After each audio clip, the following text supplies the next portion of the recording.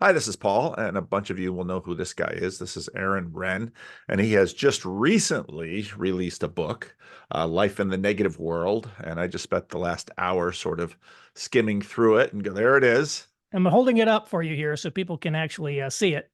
It's on Kindle and it's also on audio. Did you read the audio book or? I did not read the audio, but Okay, there is an audio book, ebook, and hardcover. So, okay, yeah. okay. Well, you're not a stranger to the channel. We met at a little event with the Chicago. They don't call themselves an estuary group, but I will. The Chicago Estuary Group. That was June of 2022 when I was heading out to Synod, I believe. Yes. And we did a video on the CRC Synod for your channel after Synod last year. And so, yeah, no stranger to this corner. Um, let's maybe by way of introduction, I first became aware of you with your newsletter, The Masculinist, which annoyed a bunch of people that I know in terms of just the title itself. It just kind of ruffled their feathers. Yeah. But tell me about the origin of that newsletter. Sure. Well, I've had sort of three careers. Career number one was management consulting out of college. And I was mostly with Accenture. And then kind of after, 15, however many years I'd been doing it, I started writing a blog as a creative outlet. It was called the Urbanophile, the lover of cities. And I'd come from, rural Southern Indiana where I grew up and was living in Chicago. And I had a lot of thoughts about cities. I'd always been a prolific message board junkie going back to the Usenet days when I was in college. And I found myself on these different, urban discussion boards, making long posts that I thought uh, had interesting things to say. But I realized, oh, this is just going to scroll up the page; it'll be gone forever. And so I said, I might as well start a blog where this stuff will be up there. And it was published under a pseudonym called the Urbanophile, like the only time that I've ever written under a pseudonym, really. And it very quickly became very popular, and it sort of took off. And after about a year, somebody sent me a link to an international competition for ideas for boosting public transit ridership in Chicago, sponsored by the Chicagoland Chamber of Commerce. So I entered it and I won over like 125 people from around the world. Got my picture on the cover of the Chicago Tribune above the fold. As I like to say, I got my picture on the cover of the paper while there was still a paper to get your picture on the cover of.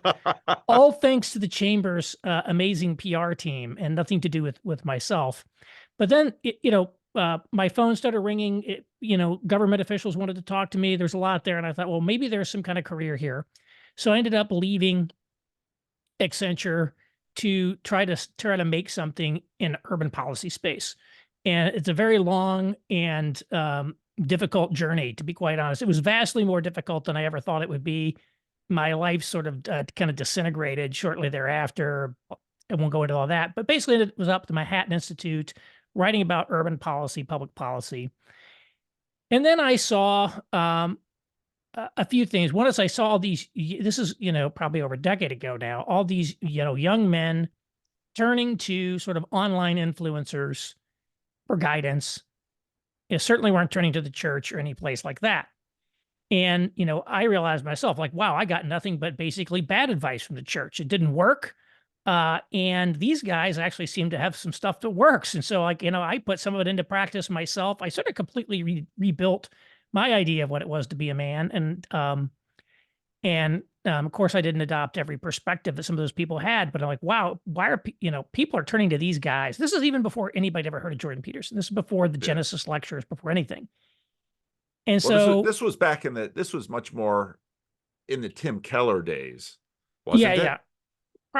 probably in the probably in the peak of his era. This is probably Yeah. around 2013 or Yep. something like that. Yep. Yep. And so eventually, I'm there in New York, and I'm trying to decide what to do next because I'm working for a nonprofit and I'm doing okay, but it's like certainly not as much money as you'd like to have.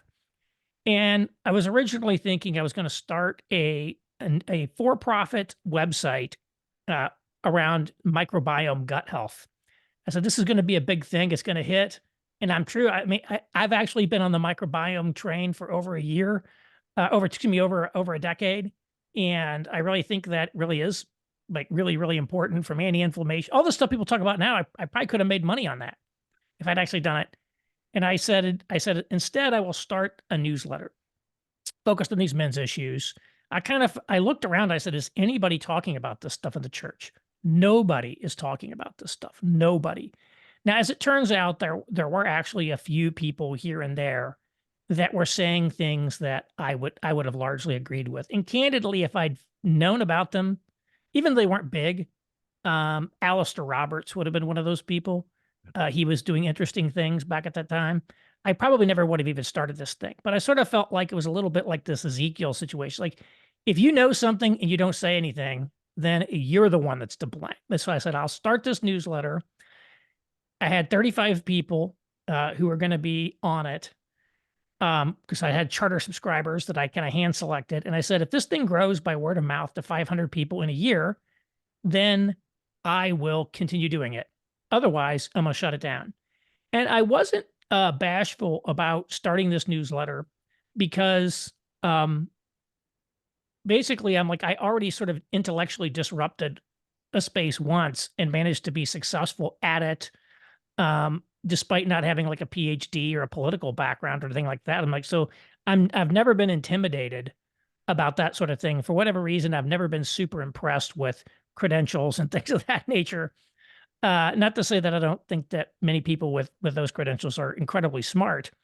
But nevertheless, I'm like, and I'd already kind of done this once successfully. So I didn't feel, I'm like, I'm definitely going to do some things differently than I did the last time. One of them is I'm going to set these thresholds that if I don't hit these thresholds on these time frames, I'm cutting my losses, so to speak. So I did it. And I called it the masculinist because I've been the urbanophile. So I'm like, why don't I call it the masculinist? I couldn't think of what else to do. It wasn't really published under a pseudonym. It was published under my name, but it was like using like Aweber or one of the mailing list pieces of software. There wasn't even a website for it. And even when I first started putting up old issues, there were PDFs of printouts and it was on an unlinked web page. So it really was kind of like an underground newsletter.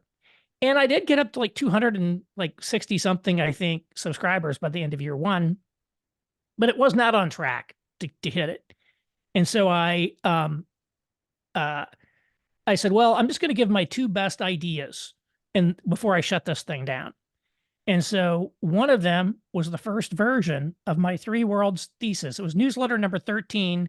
It's called The Lost Worlds of American Evangelicalism. So I put that up. I said, this is my best idea I've ever had, basically. And I put this up. And then I wrote a final one about Nassim Taleb, which I thought was, another guy I had been an influence on me. And then I actually told my charter subscribers that I was shutting it down. And in fact, my wife and I said, okay, what we're going to do is we're actually going to have a celebration of a year of having done this thing. And we actually did a little formal celebration to call it the end. And so I did that. And then the weekend after that, going to get some ice cream, walking down Columbus Avenue in New York, going to get some ice cream. Place is probably like 20 minutes from our house. We get there, I get in line, I pick up my phone, waiting in line. I got 25 subscribers came in on my newsletter. Like, what's going on? And so I delete. Then I get some ice cream and sit down. And by the time I ordered my ice cream and sat down, I got 15 more subscribers come in. What's going on? So somebody must have mentioned me. So I Googled it and somebody had sent that article to Rod Dreher, that 3 Worlds of Evangelicalism article to Rod Dreher. He wrote a huge piece on it. He's like, you got to sign up for this thing. And I probably got like 2,500 subscribers within a week. And that really launched it, which I think that's really how the newsletter came to be. And then I ultimately, I put up a public website on it and also ultimately rebranded it after myself. I thought masculinist was too limiting. And, it really is, it was a little too edgy that, some people wouldn't. What I wanted is that anything that I write, one of the things that I always say is, can you forward this to your pastor? And everything that I write has to pass that test. It doesn't have to, even if you're a little, you say, look, pastor, do you see this thing this guy wrote? What do you think of that? It doesn't have to be that it's like the ultimate saved content, but it has to sort of be safe for work. And, the masculinist really wasn't, it was overly limiting brand. So I rebranded it after myself, just called the Aaron Renn newsletter. But I think what happened with Rod Dreher was a couple things that I think are relevant to me. One is it did sort of validate the Nassim Taleb thesis. That was like a black swan event, if you will. Mm-hmm. The one thing, you spend your days plugging away, writing articles, and then there's the one viral hit that sends you all your traffic. Yep. So that's there. The second you can think of it as an example of Protestant reenchantment, in that ultimately, is that a miraculous intervention by God?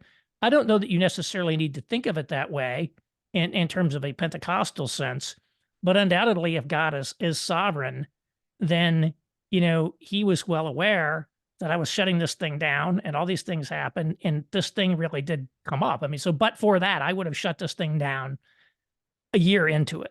And so I think as we think about the reenchantment thesis, which I really don't go into in my book, but as we think about like how the world is people are seeking that, maybe it's post meta modernity that people are looking for, as you might put it. I do think thinking about ways to reframe events into a valid Protestant reenchantment context or one of them. So I would certainly view this as an example of Protestant reenchantment. You did have, I did highlight in your book a comment where you sort of connected Nassim Taleb with where was it?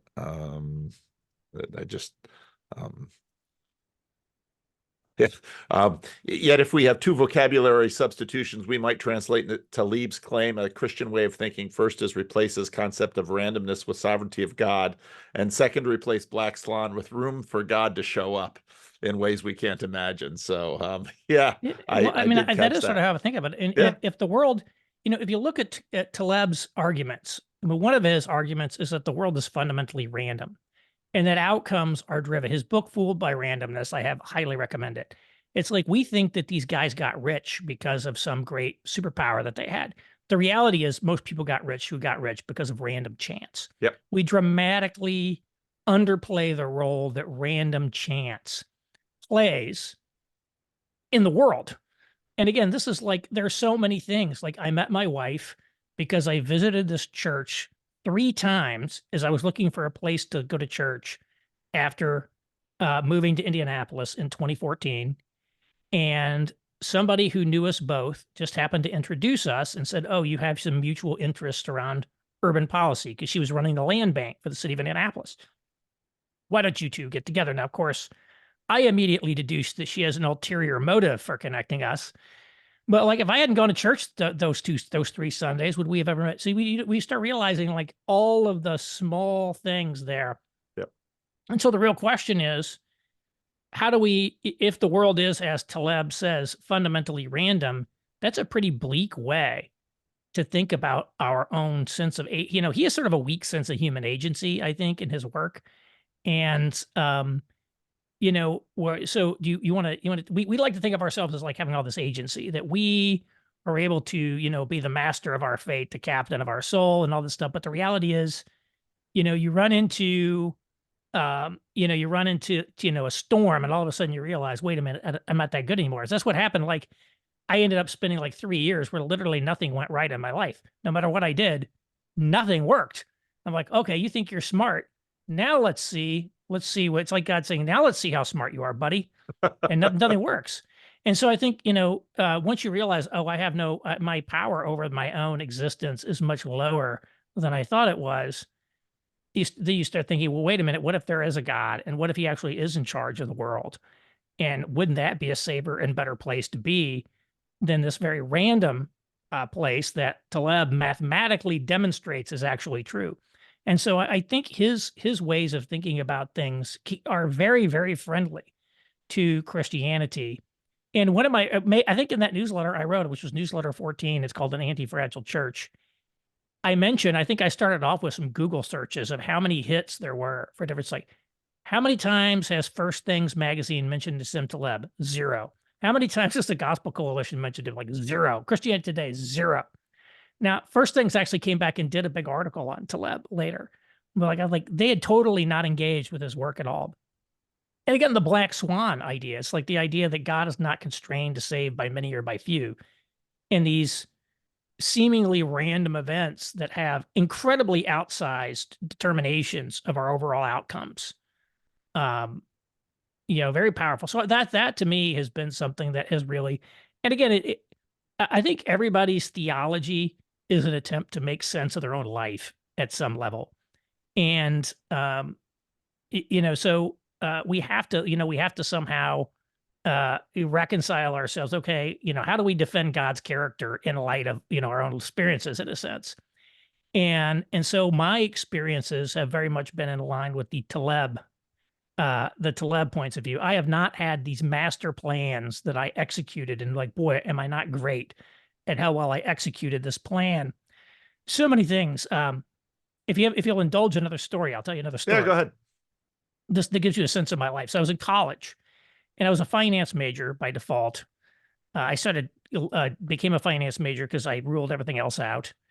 But I realized that as I came to the end of my studies, that if I had to spend like the rest of my life as like a loan officer in a bank, I'd blow my brains out. And in the meantime, I had started I had started like learning computers. I'd always liked computers, even when I had a Commodore 64 and all that. And I'd really gotten into hacking into computer labs. I'd stay up all night writing software. And there's like a community of people there. So I was like, what I really like doing is programming computers. I wish I could program computers. So I'm looking for a job and like, what am I going to do? And so this is 1992. So it's still coming out of a recession. There aren't that many jobs out there. And,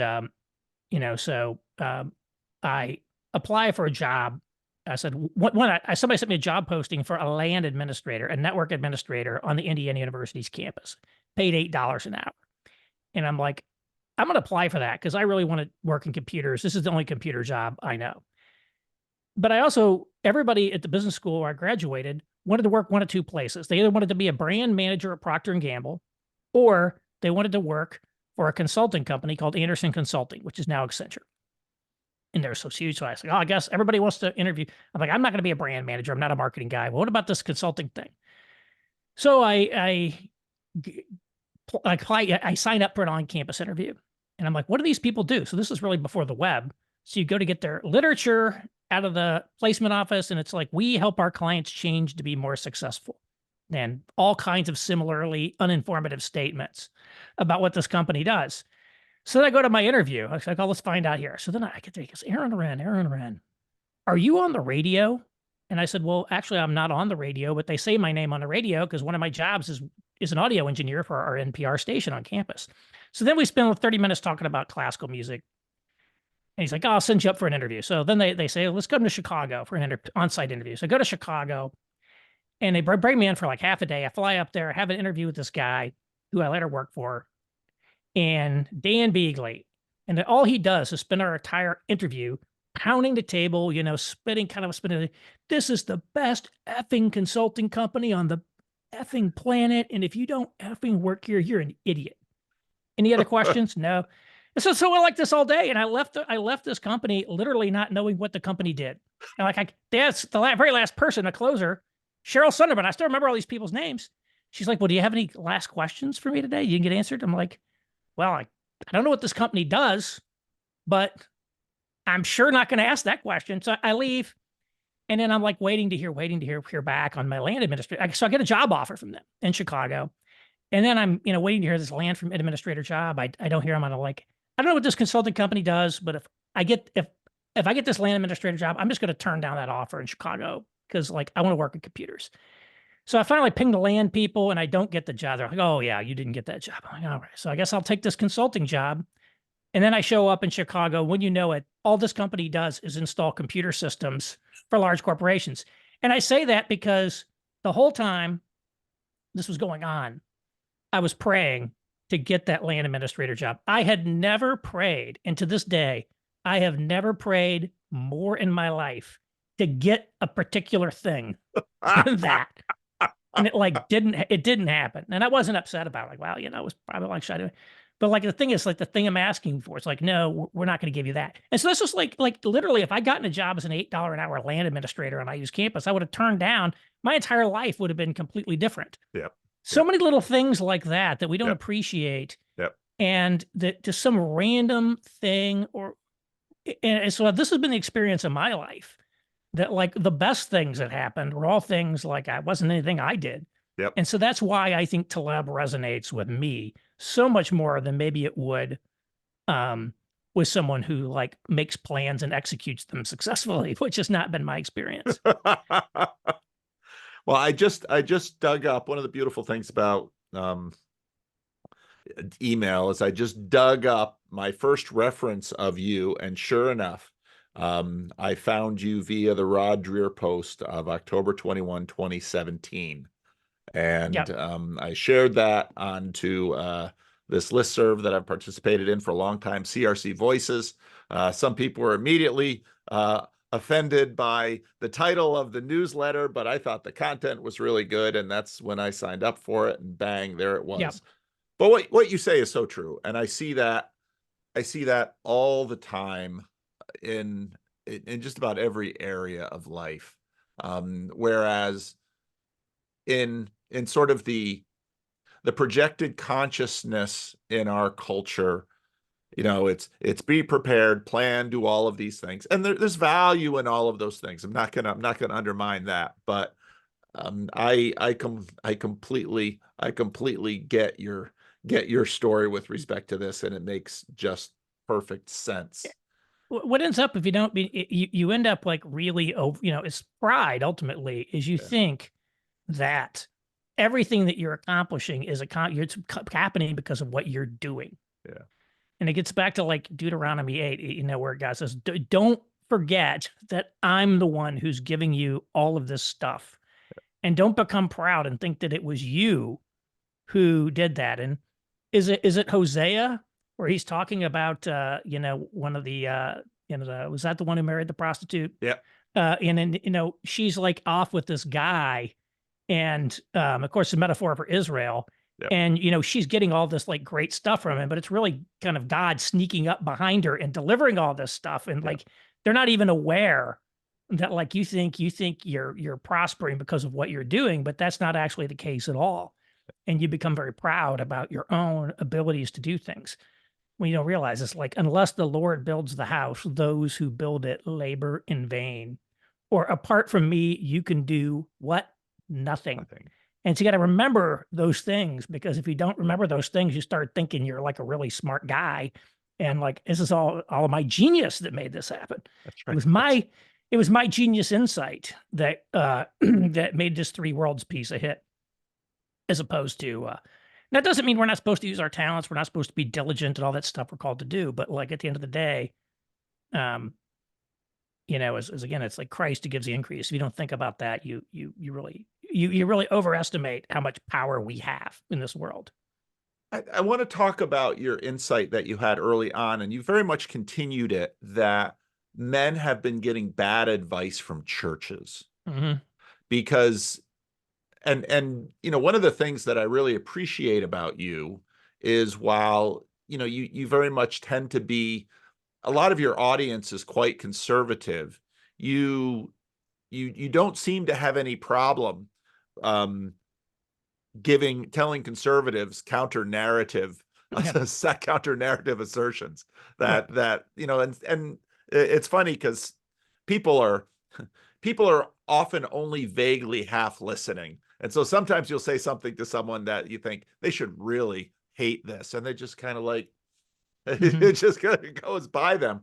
But the point that you just made early on, that you discovered early, that churches weren't giving men very good advice, you've continued to make that point about evangelicals and some of their posture with respect to men and women. um how did you how did you what was it like for you when you first came to that conviction that the advice I'm getting from my church is not good advice? What were the tells of that? And then, what then did you do about it, and what kind of pushback did you get? Yeah, I mean, I guess it didn't really occur to me that the advice was bad. Um, but I had some kind of, disastrous dating experience and we'll go all that. And it's like, well, this was bad. And again, I think what happens, and I see this happen a lot with Christian men, is, they have some disastrous relationship or their wife divorces them or something of that nature happens. And the very first thing they do is they start blaming themselves. If, only I had been more of a servant leader, this would not have happened. And I think when we go looking for fault with ourselves, we almost always find it because we tend to do, we're human beings. And so it's like, wow, what are all the things I did wrong? Well, I can make a really long list of that. And you make the point that it's the long list. And that long list might be completely accurate, but it might also be completely wrong in a greater scheme of things. And so, this none of this teaching on gender, when I put it into practice, had produced good results. And I probably was inclined to blame myself because I could say, here's like horrible things or whatever that I've done. And then again, you see, then you encounter, maybe your average manosphere person who says, actually, this is the way relationships work. And if you're tempted enough to put that into practice and you discover that indeed it does work, then, you know, uh, like, wow, like what's going on there? And that's why I think, um, I really think the gender stuff online is the most important lever for changing people's point of views in a number of directions, because our relationships with the opposite sex are primal. And if someone tells you how you can become more successful with women and you're a guy, you're the so-called average frustrated chump, and you consider yourself lucky if a woman actually looks at you and will, respond to your, emails or will any of that stuff. And then somebody says, actually, what you have to understand is that women are looking for men that are higher status for themselves. And so rather than getting on your knees and giving them a dozen roses and treating them to fancy dinners, what you need to be doing is doing everything to establish a frame and a point of view which sees you as the catch, that she sees you as like the star athlete that she's desperate to be with. And you're actually like telegraphing exactly the wrong message when you do things like, here, let me like buy you expensive dinners. When you're in this aggressive suitor mode, you're constantly telegraphing that you're lower status than her. And women actually want to marry up. They want to date up. Now, of course, many of these guys who are saying this stuff are actually all about like pickup artistry. So they're in the service of that. But you can think about that and you're like, oh, that makes sense. And then if you actually apply it and it works, and, which it does, to be quite honest. I mean, within 30 days, if you're like an average frustrated chump guy, just by applying some basic, readily available online, ideas about how to attract women, you can very easily improve your dating results literally by 10x. And so when you can have 10x improvement in a day, and then once that happens, you're going to believe anything else those people tell you because you think they're prophets. And that is a big part of it.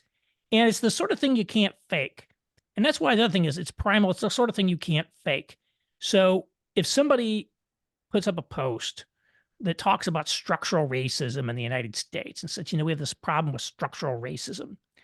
And, we had redlining and we had blockbusting and we had, urban renewal and all this stuff and all that. And then somebody else says, well, no, we don't have structural racism. And here's why. This is critical race theories. You can listen to these things, just like you can listen to debates on trade policy or many other things. But there's no way to really objectively verify who's telling you the truth. Because in any of these things, it's like, well, you got to have 25 different controls in order to, make sure that you got the right, use the right measure of inflation and all this. So it's purely kind of like tribal. They're articles of faith in a sense. But when it comes to meeting someone, of the opposite sex, you can try this stuff for yourself in like put it into practice and see, does it work or does it not work? The same thing is true of fitness and diet advice. Does it work or does it not work? Although I think with there, um, it's even less the case. A lot of these guys online influencers are very in the fitness space as well, and like all the food and all the stuff. And really, the truth is, if you do nothing and then all of a sudden you're doing any sort of workout, it's gonna seem like it's transformational. So it's like there's a lot of things you can do, and there's a lot of placebo effects with a lot of changes you make like that. But there's no faking, you know, being in a coffee shop or a bar or any public setting and being able to initiate a conversation with a woman and have her respond positively. She's either going to respond positively or she's going to respond in some other way. You can't fake it. And you can prove it to yourself. And it's in something that's primal. And so I think when you see that, it's a fact of the universe that you can anchor to in a way that you can't anchor on to any of this other stuff. Even the Taleb stuff, it's like, well, is that really true? Or is this just some random thing that made it seem like what he was saying was true to, kind of get meta there? It's like, there's so much stuff you can't say, but like, and you could even chalk it up. I got one date with one woman. Well, now when it happens for the fifth time, it's like, actually, this works. And so I think that is really, it's really the master switch in terms of causing people to rethink anything and opening them to rethinking the world. Is refactoring their things, their thinking on gender. And so I see this all the time. I see people in churches who are single and unhappily single, male or female. And I say, I don't actually say it because I don't give people unsolicited advice, but I can just see that like these people are clearly going in the wrong direction. Everything they're doing is counterproductive to the goals that they're setting. And so there's a lot of stuff like that I think is very, very clear. And then of course, the other thing that you learn, if you do any sort of reading is all the facts they're not giving you in church. So, oh, by the way, women initiate about 70% of all divorces. It's one of the most well-established statistics in social science. You will never hear a pastor say that in a sermon on, you'll never hear it in one of their marriage books. I read Tim Keller's marriage book the first time. It was one of these things they gave me. I'm like, oh man, this is so amazing. I need to put this into practice. Then I read it with a critical lens and I'm like, this thing's full of more holes than Swiss cheese. And like, the book's full of stats. And of course, they don't give you that stat. And so many of the ways that they frame it and so many of the ways that they talk about different things, I was like, well, you can just see how you're kind of being like misled here, manipulated there. And so you realize like these guys are not really giving you the straight dope at the end of the day. Not to say that they're deliberately, they're deliberately misleading you. I think, most of these people, I think, are just repeating what they've heard everybody else say from like the big name. But you can believe the biggest name people in the evangelical world, 100% have heard the Minority Report. Okay. It's not like they're reading some blog post of mine and this is the first time they've ever heard that women are not attracted to servant leadership. They know, believe me, 100%. Because, sometimes I come across some of these people who've called them out on it, and I know they know who these people are. And but the average person, the average pastor is just repeating what he's heard. And so I think basically, you see these things, and you're like, yeah, why are men turning to Jordan Peterson? What I find is just how little curiosity the average person in the religious world, how little curiosity they have about why people turn to Jordan Peterson, why they turn to these people. They have they've never really thought about it. And it'd be like, wow. And in fact, I mentioned yesterday, I went to the Jordan Peterson, event here in Indy and, wasn't his best event. I don't think he's ever done, but, and it made me go back and I went back and rewatched his message to the Christian churches, which I think was the very first thing he ever put out when he signed on with Daily Wire. And it's a very condescending, hectoring lecture. And what I realized is he starts it out, I'd forgotten this part. He starts it out talking about his own Genesis lectures. Basically, yeah, I rented out a theater in Toronto to give this series on Genesis. Let's see. Oh yeah, it was sold out. Everybody came. These things went viral. Millions of people have watched them. In other words, actually, I'm much more successful at teaching people about the Bible than you guys are. my sermon, my lectures go viral. Your lectures don't go viral. I'm actually, the market has judged that I am the authority, not you. So you should listen to me because they're actually coming to me, not you. So you should be doing what I tell you. And of course, people don't want to hear that. And the truth is, though, he's in a sense right. And again, if we apply the Taleb filter on it, the Jordan Peterson story is in part an artifact of randomness and other things.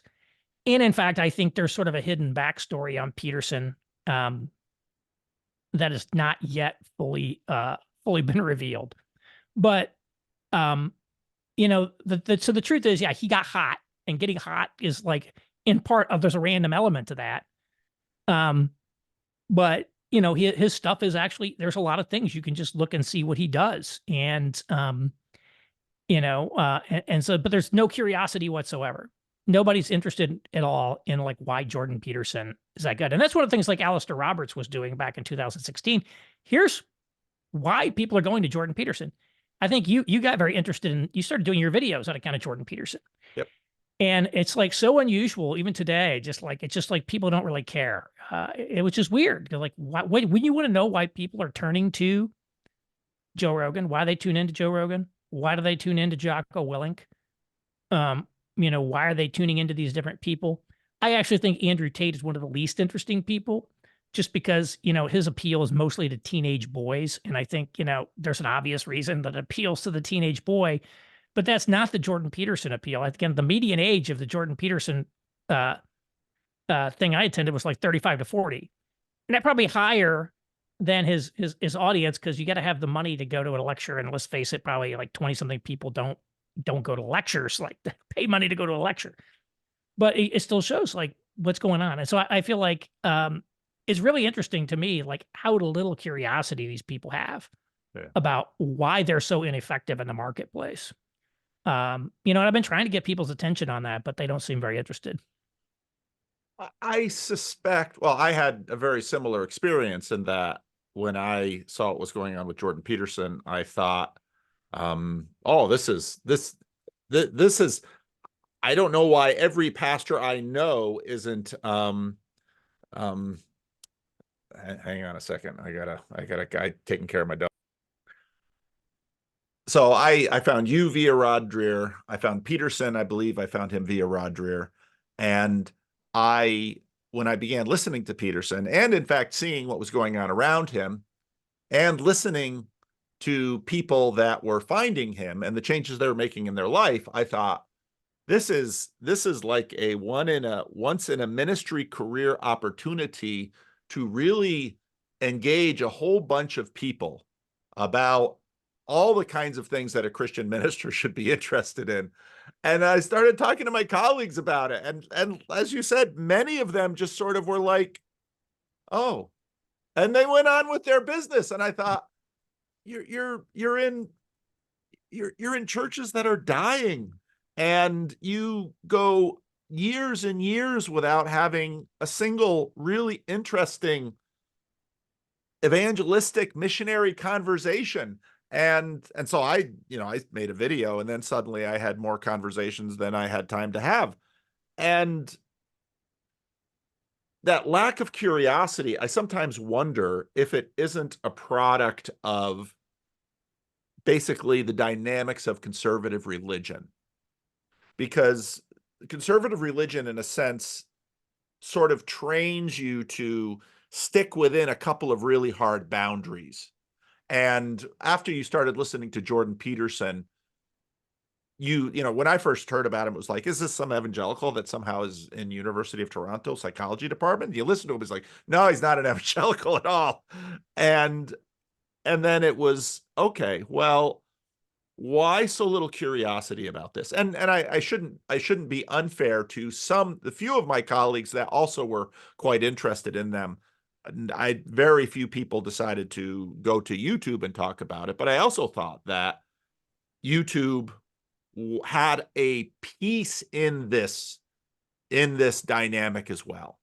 That there was something about YouTube, because I'd been reading Neil Postman's Amusing Ourselves to Death, which was written about cable television a generation before.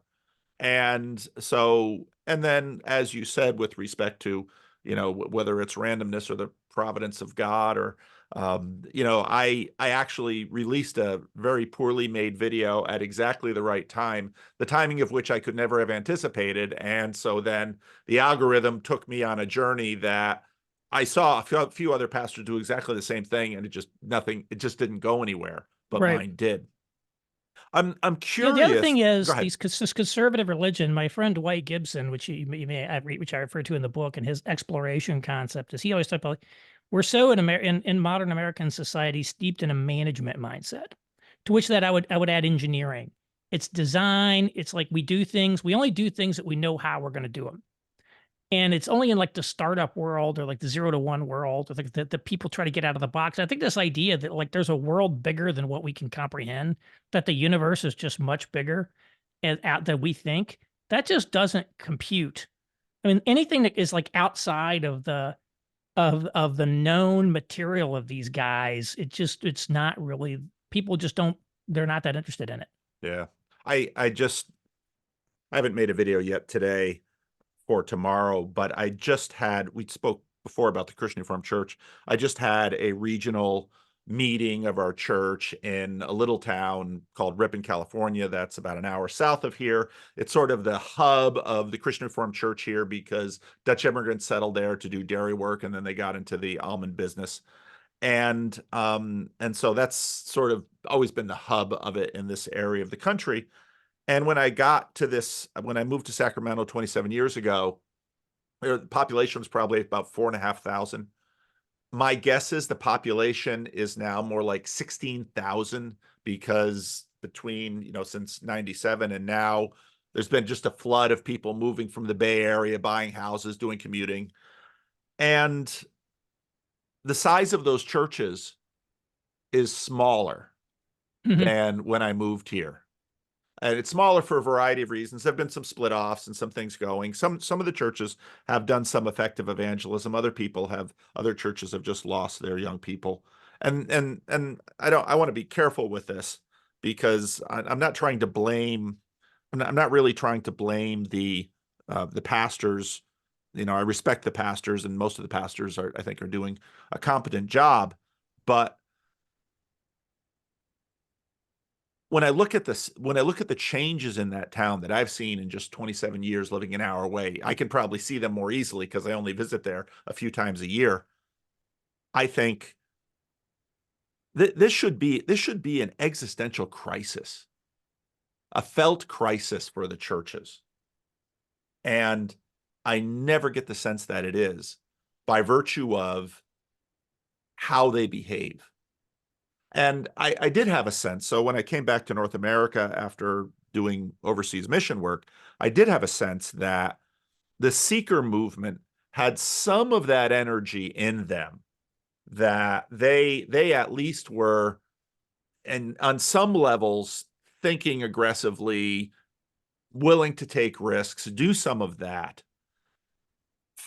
And I get the sense in many conservative religious groups, they're they're they're mostly turned in, mostly continuing to fight amongst themselves over important issues that they have, but very little thinking about the kinds of changes that are going on. And this probably leads us more into your book, the kinds of changes that are going on in our culture around us that should radically reshape the way we think about evangelism and ministry, and even just maintaining a community within a pluralistic space.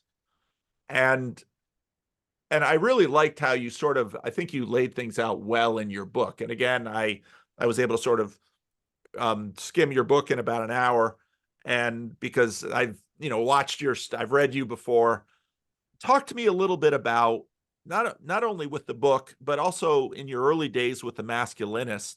Um, where did you what kinds of things did you do that you found productive in terms of provoking insights that over time now have been validated and proven correct? That's interesting. I am not autistic, although I'm towards that end of the spectrum of normal, if you want to call it that. And one of the things that's um, I think very clear is that the average person is very unwilling to say anything that positions them outside of the group. People are, we always like go along with the trends. We repeat what everybody else is doing, and it's really rare for people to be willing to say something that's outside of that realm. Peter Thiel's got this line from Zero to One that one of his favorite interview question is, "What very important truth do very few people agree with you on?" Hmm. He's like, "That's a hard question to answer because by definition, the things people agree on, right, are yeah, that's most things. And then if people don't agree on it, it's probably unpopular. And so you find an important truth that is also an unpopular truth and is disagreed on. He's like, it's harder question than you think. And his line there is brilliant thinking is rare, but courage is an even shorter supply than genius. And I am not a courageous person by any means, but I've got that sort of autistic ability to say, wait a minute, I think there's actually like, four lights there, four fingers, whatever the thing is. It's like, this is not right. There's something off here. And so I tend to see my brain works like it's like there's a huge hopper on top of it, and all this stuff is just coming into the engine and it's getting digested. And then I make these connections between different things. And that's how things pop out, really. And so a big part of it is really just the natural way that my mind works to make connections between things, sort of like draw relationships and parallels and tease out kind of underlying relationships. And then the willingness to say it, I think, is another thing that I have. I'm also another thing that I think I'm pretty good at is, again, explaining things that I think about in ways that people can say, even if I disagree with him, I at least understand why he thinks that way. Because I go through, here's why I think this way. It's point one, point two, point three, too many points probably, but it's like well thought out. It's like there's rationale behind it. It's not intended to. So I spend a lot of time thinking about how to communicate these things in ways people could come in and able to see it, to do that.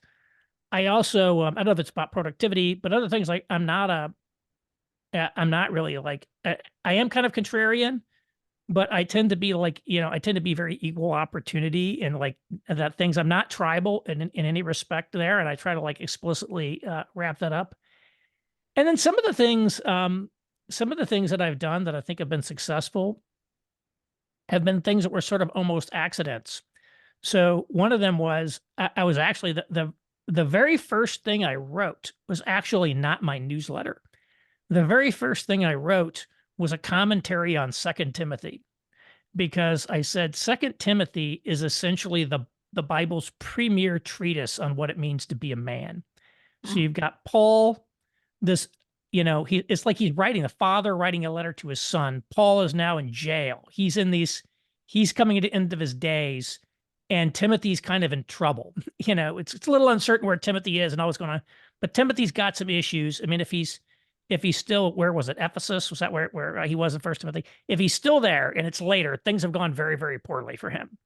And so, he's always like, you need to kindle, refresh, all this stuff. And so he goes through and sort of gives him this list of things that he needs to be doing. At the same time, Paul himself is modeling all of those things by the behaviors that he's exhibiting while he's in jail. I'm in jail. I'm going to be executed. All my friends have abandoned me. But here I am. I'm still worried about you. I'm still trying to show so there's a lot of stuff in there that I think is very good. It's sort of like, here's my, although he's kind of sounds like he's hopeful to meet Timothy again, because he's like, bring me my stuff when you come.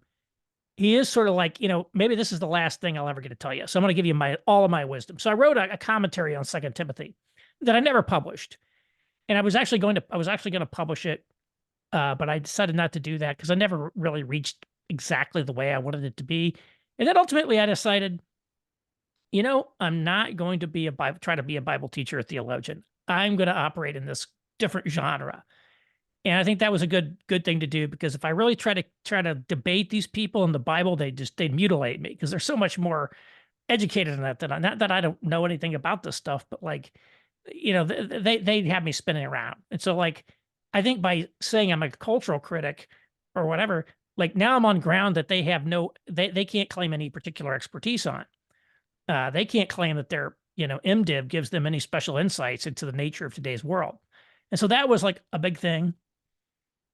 And then the other thing that I did, again, I come up with these guiding principles of how I wanted to do things, which was to, live not by lies, which Rod took, was obviously from Solzhenitsyn, was actually my first principle. Like, we're going to tell the truth here. We're not going to like episode. The second one is we're going to build up. We're not just going to tear down. And actually, I took that one away from another kind of Christian blogger who'd come before, who was just negative, so negative all the time. Like, nobody wants to hear all this negative stuff. You got to give people some stuff that helps them.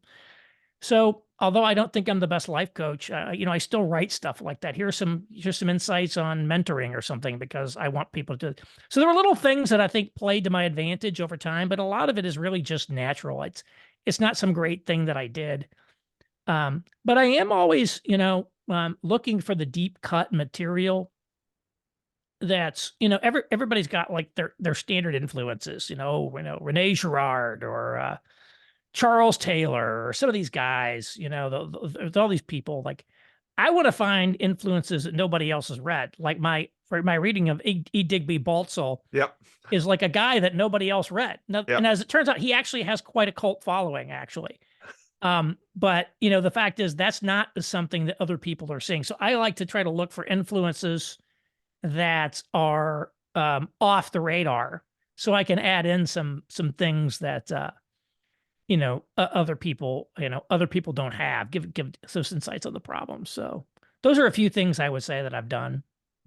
How much audience engagement did you get from the masculinist? Obviously people were forwarding it. A lot of people were forwarding it because it did spread pretty well by word of mouth, I think, initially. It wasn't like there was like a like button on the original newsletter or something like that, but I did get a lot of emails from people on it. So I got a decent amount of engagement, I would say. But one thing I do think I have lower engagement than some other people in some respects. So I'll see, I'll try to like do a Q&A thread, but I can't get people to ask me questions. Like, that's kind of weird. Like, the fact is I'm willing to like answer a lot of questions that like other people don't want to touch, but it's not like a lot of people get these great mailbag threads or these great, and Yeah. I don't seem to get people don't like come to me, Aaron, I really want you to tell me about this, tell me about that. They love what I have to say, but I don't think I have the highest I have decent engagement. Yeah. There were like 45 likes on my last one, but that I did as of this morning. That was less than 24 hours old, but I don't get massive engagement. And I think to some extent, like, the era of engagement has kind of declined a lot. When I was writing the Urbanophile, my blog on cities, the comment threads were some of the best comment threads anywhere. I mean, like, incredible, like, thoughtful conversations, and that just doesn't like exist today in the way that it did, in the past. So if you have any like great, I mean, I get good commenters, but like, it's just not as many, and it's not what it used to be. Yeah. I actually have a lot of thoughts about that. But I'm also curious now, your transition then to Substack. What was your thinking there?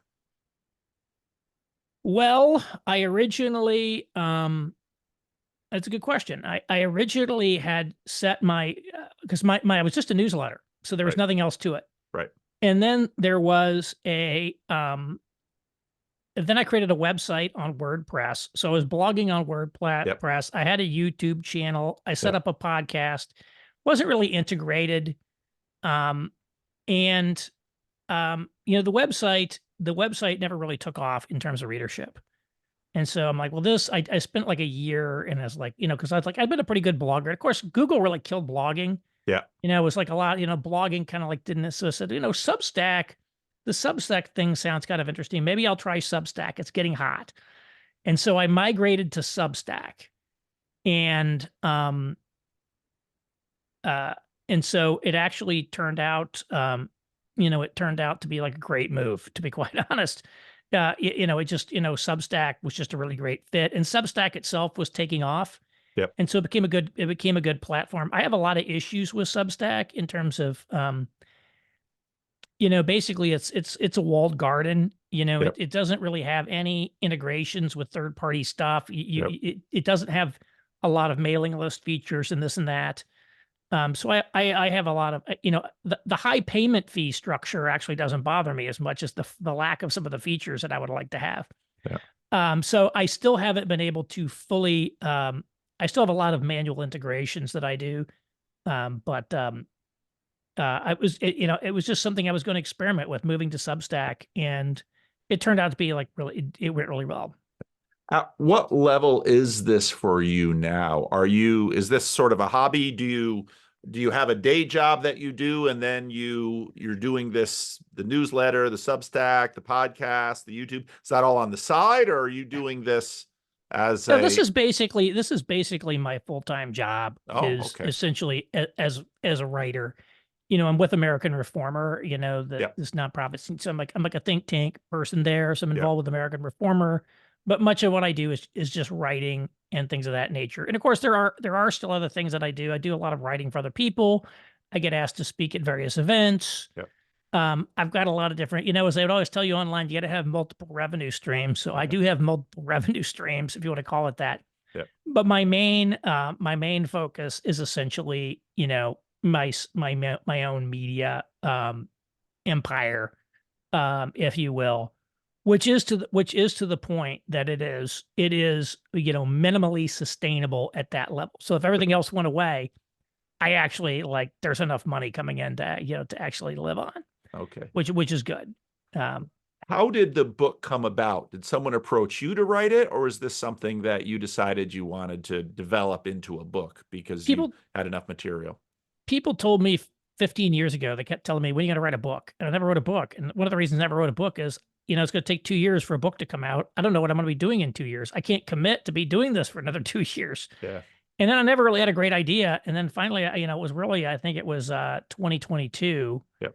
One of my goals for the year, I'm like, I have to write a book. That's got to be one of the things that I do. And so the Three Worlds article came out, and I said, I'm going to turn it into a book. And I had an agent, I had some preliminary conversation with agents, and the guy that is my agent had actually reached out to me to talk about it.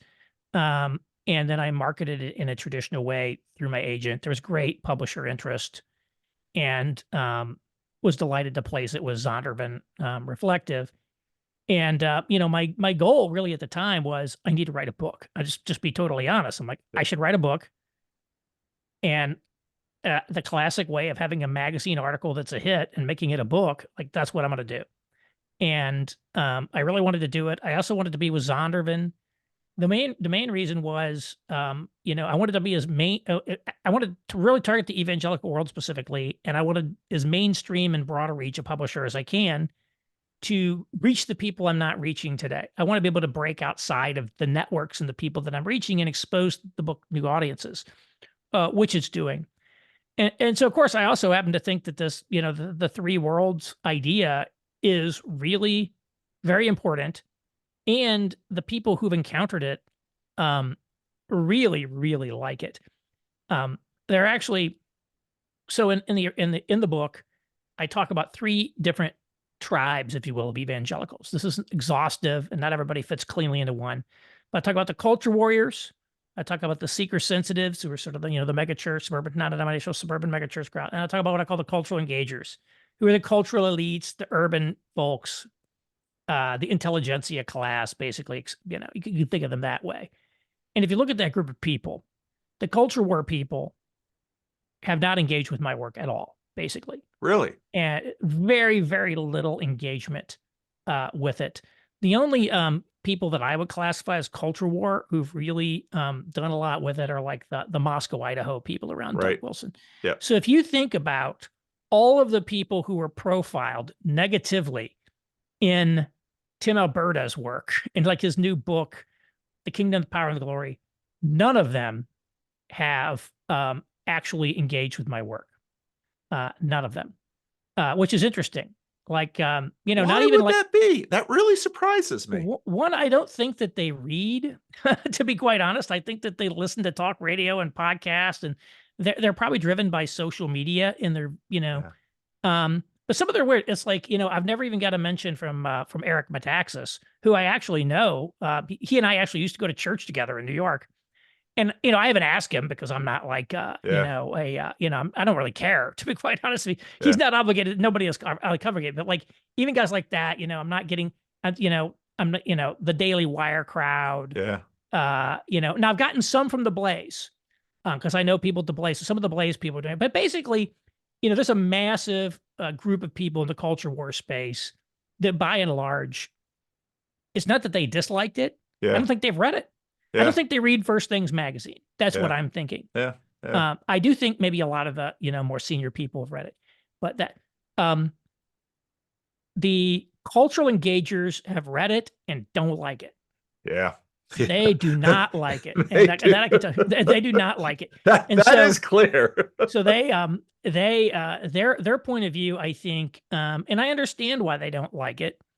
Um, but so the people who are most, the people with like really big audiences and platforms and things that read First Things magazine and saw this, they don't like it. So they're not keen to split this. The group that has had by far the best positive reaction has been the seeker sensitive megachurch people.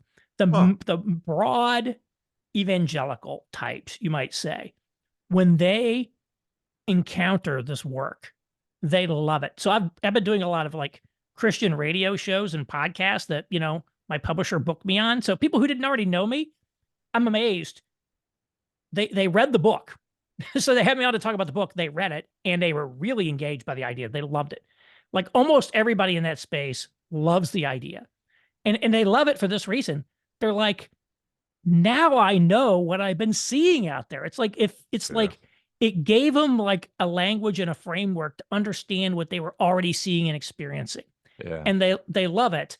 And so and that's why it's great to be with Zondervan, because I think the more of those people who see it, Yeah. they will really like it. So my sort of the kind of style that I have is most aligned, I guess you'd say, with the cultural engagement world, but they just don't like it. But these other people really, really do like it. And it's interesting. I'm hearing, I think this has become, I think these people are more interested in like new cultural thinking, the seeker sensitives, than people give them credit for. So they really love this stuff. Well, it's their bread and butter. Yeah. I mean, the Yeah. seeker sensitive, that whole seeker ethos was all it's the relationship between the seeker sensitives and the cultural engagers is a really interesting one, because I think so my history is much more with the cultural engagers, sort of Calvin University, that whole crew. Right. And And you've done urban ministry too. yes, So you've yes, been in like multicultural, like, right. that's all you've really known. And the seeker sensitives are, they both part of, Molly Worthen's book, Apostles of Reason, she charts out very well that both the seeker sensitives and the culture engagers will pay attention to psychology. And so they'll pay attention to psychology, the cultural engagers, because it's an academic sciencey thing. And so they're going to be with it on that. And the seeker sensitives, because they're going to find it useful for their mission, because the seeker sensitives tend to be missiologists looking for conversion, and the cultural engagers. Oh, who was the Mark Lilo, when he left Christianity Today and he wrote that, the biggest thrill that they got was when they were quoted in the New York Times. Right. And Right. of course they hated that. You ever heard that?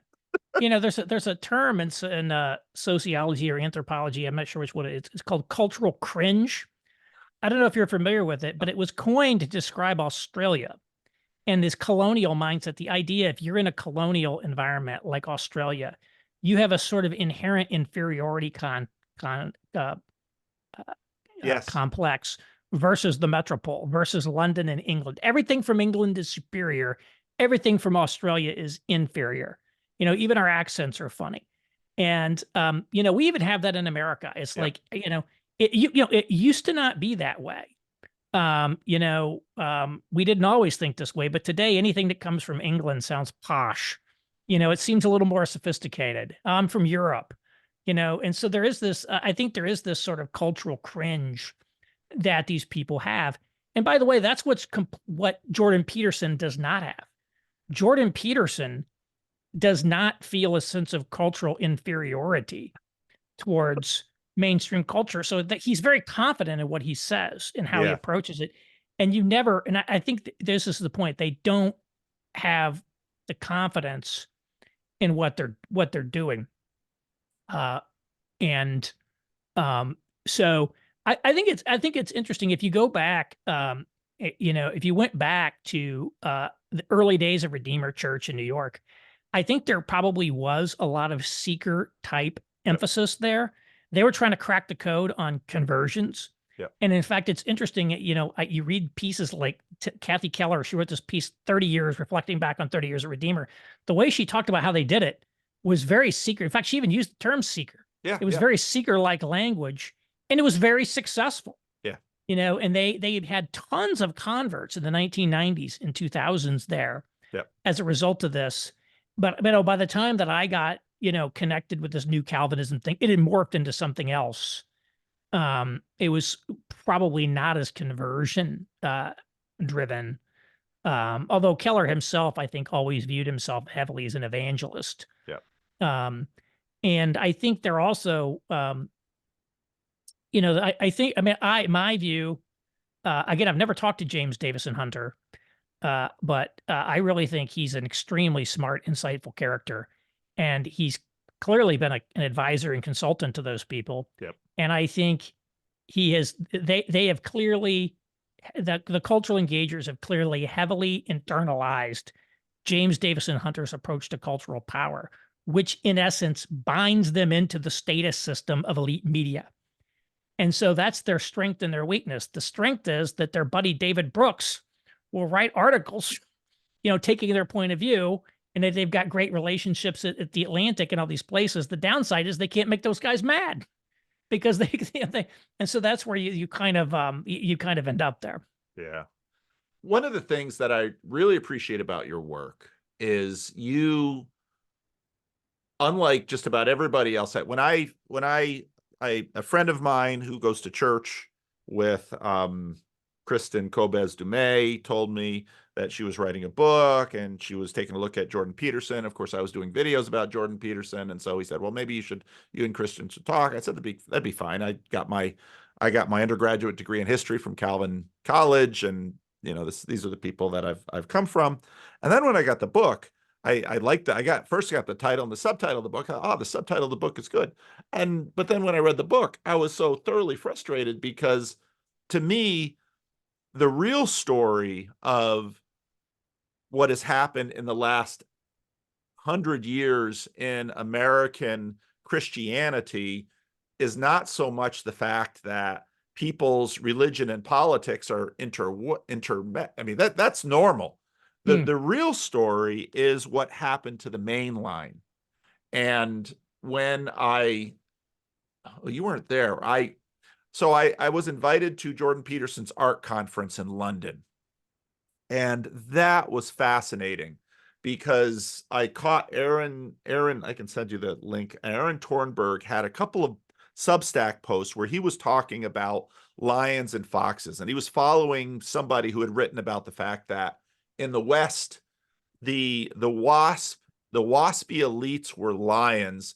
They had confidence in their culture, they had confidence in their religion, and they intended to colonize the world with it. That was they were lions.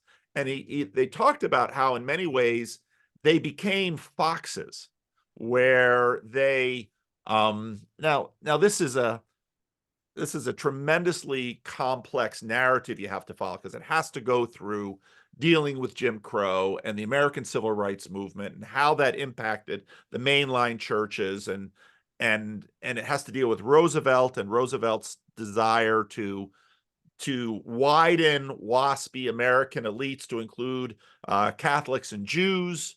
And so you have this big movement in American history where the Christian aspect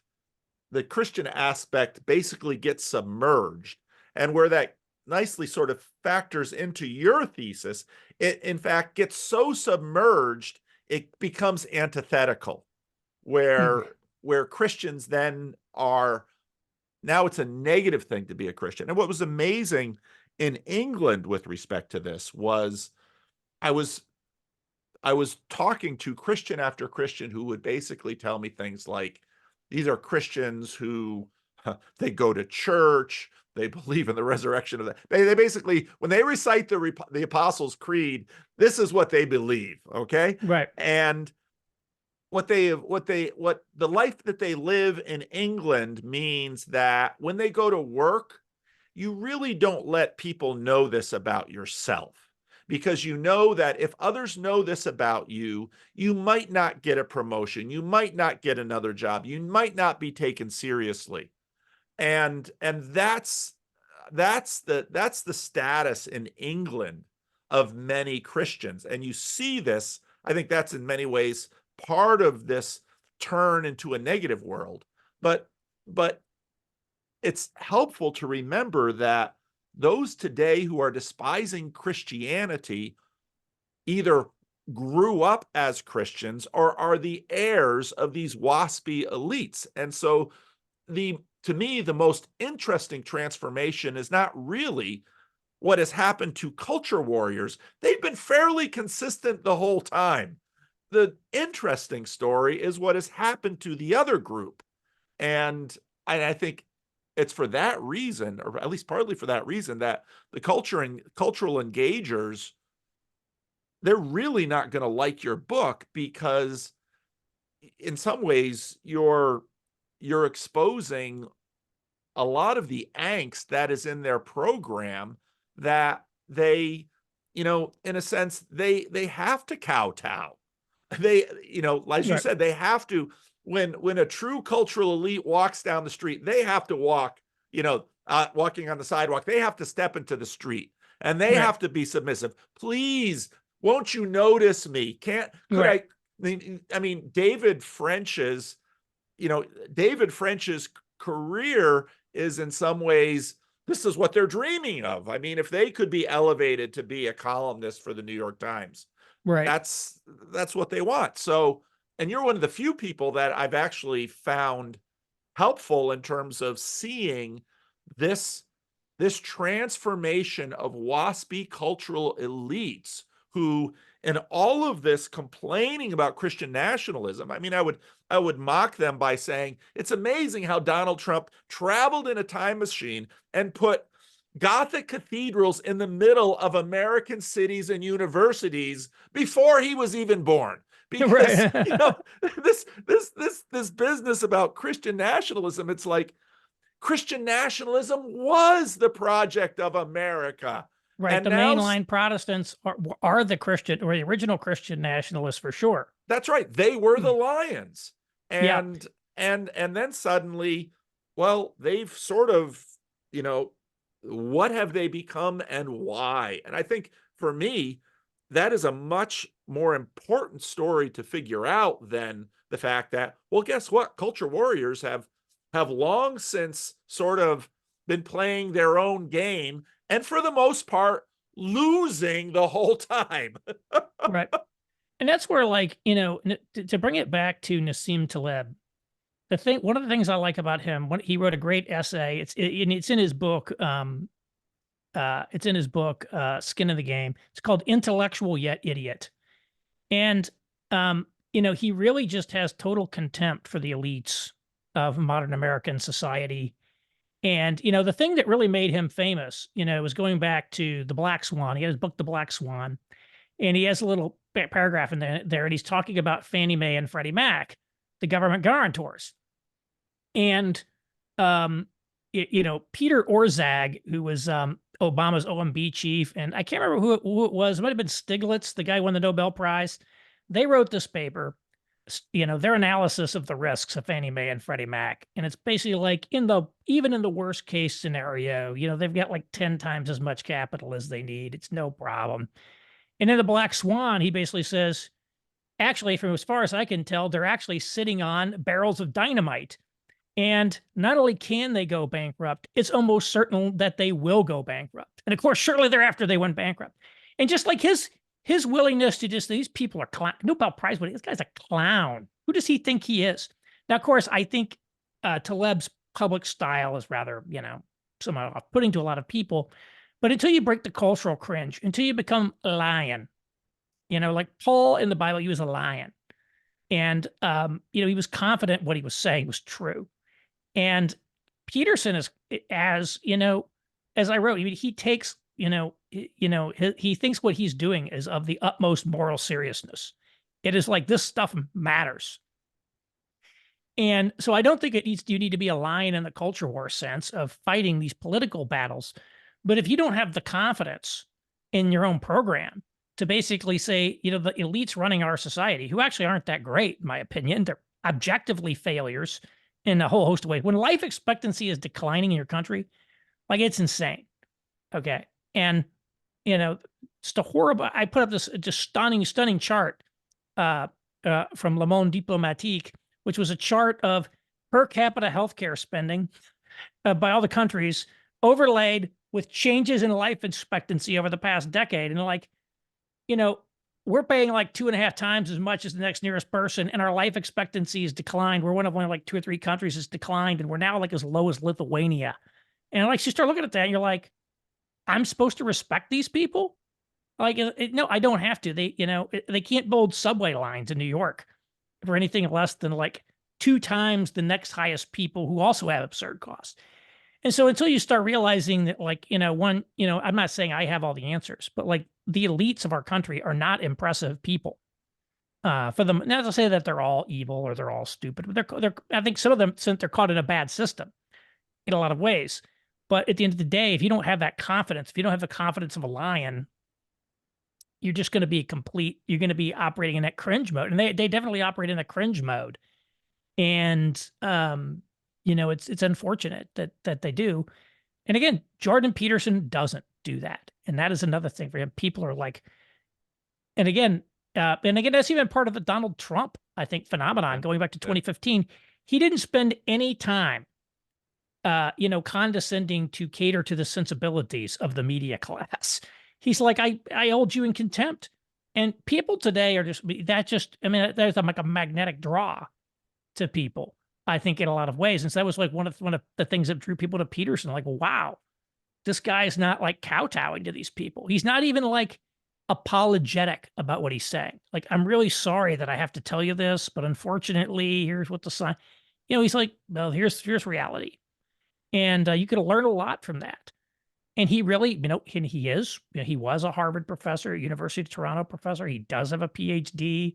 Like, the guy actually does have some expertise, and he speaks very, very compellingly. And like, why can't we have even one person that does that? Tim Keller was like the one guy that people would say had that sort of pizzazz, if you will. But we don't really have those people. Yeah. Well, and you also have been one of the, so when I look at the cultural engagers, I tend to, and again, that's my tribe. So I come from the left side of the Christian Reformed Church, and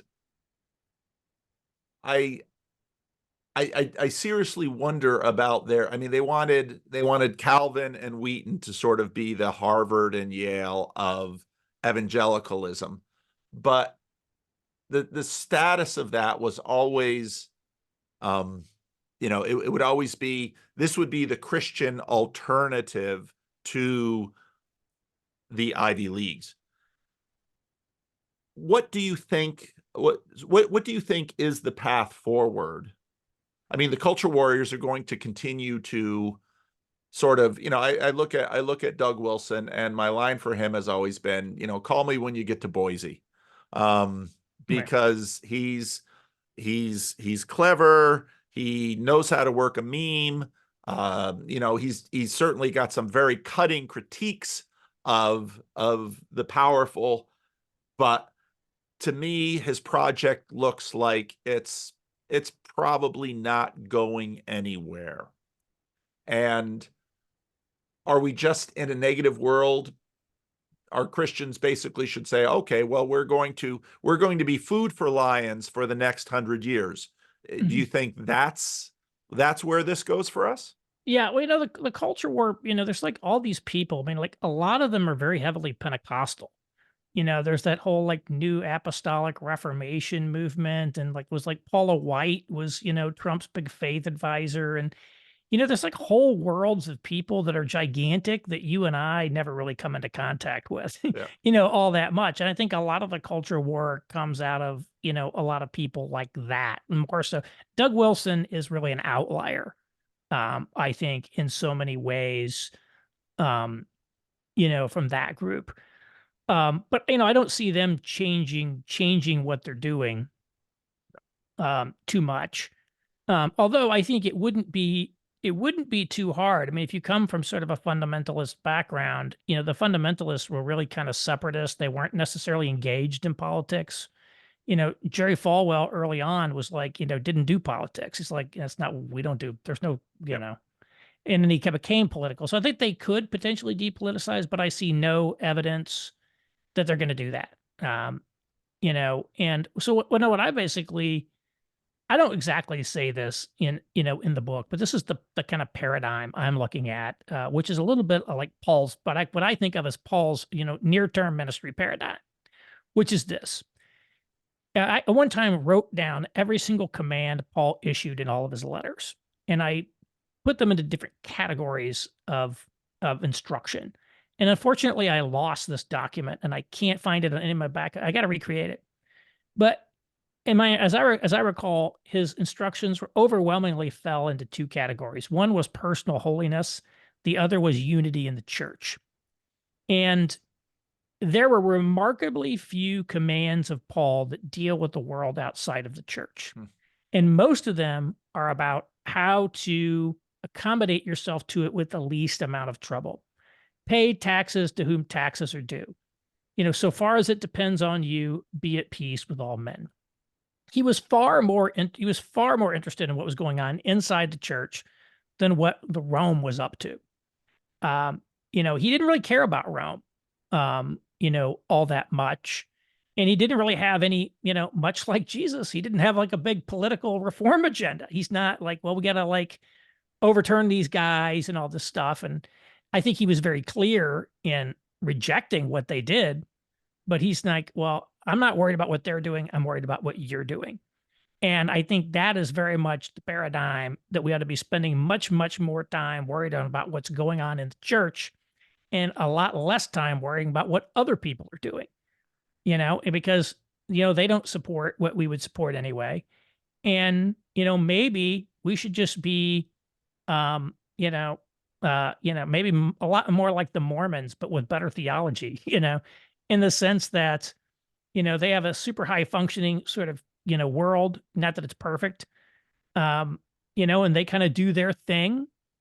But, very few people can even tell what the Mormon political, and like they don't seem to have that like agenda. They're of course they have this complex relationship with American history and all that, but um, what I see is instead is people who are very conformed to the world in a whole lot of ways, who have a lot of mistaken ideas around gender, of course, being one. But I don't see, so but I think there's probably a lot of areas where the evangelical church just flat out wrong and needs to fix its theologies, fix what it's doing, and creating a sort of much more of a counterculture, less trying to be relevant to everybody all the time, maximally relevant, and much more think about how do we have like something to invite people into, which has always been, I think even internally, the seeker people have always kind of like worried, oh, we're not really discipling people. Willow Creek did their famous survey of like, oh, we surveyed people. We don't think they're growing in their faith. And like, what's so wrong? And what do we got to do better? But I think that's a reality. It's like, hey, when we're, what do we have instead? We have, a church that say, hey, we have more people showing up and single people showing up. So what we need to do is preach against the idolatry of the family. Is that really the big problem? Is talking about the gift of single. It's like, I don't have a problem. I feel like, okay, let's discern and align ourselves with the truth and create a church community that's, living out, the way that it's called. And that doesn't mean that you don't stop helping the poor, you stop doing evangelism, all these things. But, recognizing that you're now in a minority position, in the culture, you need to react accordingly, I think. I think that's a good word. I think maybe that's a good place to. Well, those are my questions. I don't know if you had anything you wanted to say or do, or I'll put the book is widely available. You can get it on Amazon. You can I don't know. Are there still Christian bookstores? I don't. I think there are. It's for sale in anywhere books are sold. Life in the Negative World: Confronting Challenges in Anti-Christian Culture. You should be able to buy it. And you can sign up for my newsletter too, aaronrenn.com, where we talk about all these kinds of issues and more. And I wish we had more conversations like this, and viewers of that. I mean, it really is depressing sometimes. It's just, but you know, What's depressing? the lack of like curiosity about any of these topics and seriously, wrestling about the like I find it interesting, your videos, uh you frequently put these different YouTubers, these like Gen Z YouTubers and what they're up to, and just like what's going on in the world. I mean, I just think this curiosity about what's going on in the world and like what's going on with meta modernity and what's going on with this and that. And a willingness to like explore some of these issues. And again, I think Peterson's got a lot right, unfortunately. And I don't see a lot of evidence that there's a lot of interest in reform and kind of evangelical land. Yeah. But be that as it may, I am not going to become Eastern Orthodox as the solution to that problem, which is what a lot of people are doing. And so, Yeah, that's another yeah, conversation. That's a yeah. that's a I don't Well, know. that's I don't that's know why how I that's gonna say. go. So I don't know if this, but that's why I call it like post meta modernity. I think the quest for re-enchanted world is a major. Rod Dreher is very good at putting his finger on what's coming next. His book Yep. on re-enchantment is going to be big. Yep. I think Jordan Peterson's sort of Jungian symbolic stuff is like all like wrapped up in that. The everybody wanting to do psychedelics, go taking an ayahuasca trip or whatever, very into that. Yeah. It's very new agey, but people are looking for like some sort of enchanted experience. And that's one that I think is a big theme that the church needs to figure out how to speak into. Yeah. I don't count out. I see in some ways I think and of course these movements take a long time. I think we are actually making progress. We have been making progress on many of the issues that forced the Protestant Reformation, and some of the things that Protestant churches bring to the table. I think the other traditions have been maybe not admitting, but have been imbibing and using. And I think the church is going to be okay, as it always has been, and it'll continue to figure things out and find ways to live. And I think part of the success of orthodoxy has been, in some ways, they have taken that approach that you just laid out. They are usually not culture warriors, but they are focusing on putting their own house in order, and trying to help people live intergenerationally. And the only way you're going to live intergenerationally is going to be engaging in questions about family, because Yeah. that's how we move intergenerationally. It's way too early to know what is going to happen with respect to this new crop of American evangelicals and post Protestants that become Orthodox, and what that actually yields. It's really we're in very, very early days for that. Yep. But Interesting times. we I will live. say I'm not of the opinion that Christianity is holding a going out of business sale in America. Oh, No, it's not like we're going to be down to this ragtag fugitive fleet here anytime soon. And I think people who are betting on that are making a very bad bet. yeah, yeah, yeah. I know. I agree, and I think, but that doesn't mean that things aren't going to be chaotic and rough, and we're not going to continue to see a huge transition in. We're going to see a lot of churches die, and we're going to see a lot of new things emerge, and there's going to be a lot of long-term sorting out of those things. And Oh yeah, yeah. this has been American church history. You Mm, know, And yeah, the post boomer, the generational turnover from this boomer dominated religious life into something else. yep, In America and elsewhere, it's going to be very, very different. yep, yep. Well, Aaron, I'm gonna end this recording, but I just want to thank you for taking the Oh, time to thanks do for having me. It this. was great.